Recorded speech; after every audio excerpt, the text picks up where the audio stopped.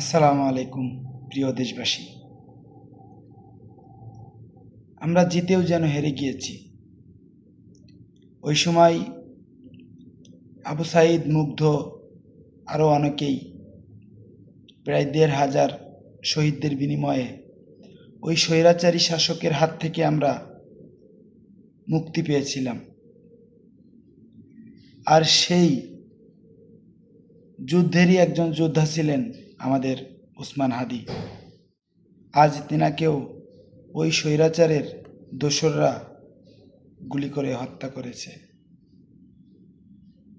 এমন আর কতদিন চলবে?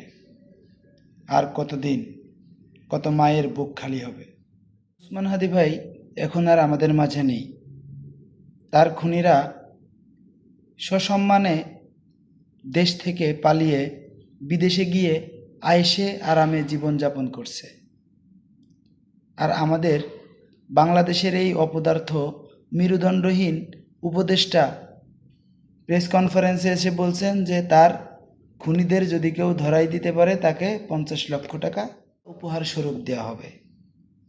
ভাই, তাহলে যেদিন ওসমান হাদিকে খুন করা হয়েছিল তিনি তো কোনো সাধারণ ব্যক্তি ছিলেন না। গুলি করার সাথে সাথে সারা দেশে খবর হয়ে গিয়েছিল। তখন আপনি কি করছিলেন? আপনার আইন ব্যবস্থা তখন কি করছিল? আপনি তখন কেন তাকে ধরতে পারেননি? সে কেমনে সসম্মানে দেশ ত্যাগ করতে পারে? আপনারা তখন সবাই ঘুমিয়েছিলেন যে ওসমান হাদিকে মেরেছে, তাতে কি সমস্যা? এখন দেখেন দেশের ভাবমূর্তি পুরোটাই চেঞ্জ হয়ে গেছে।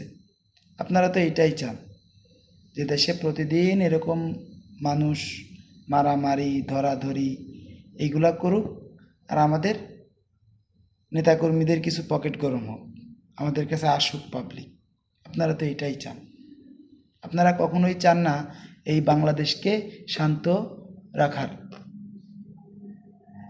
বাংলাদেশকে সবসময় অশান্ত করে রাখার চেষ্টা করছেন এই আপনারা উপদেষ্টারা।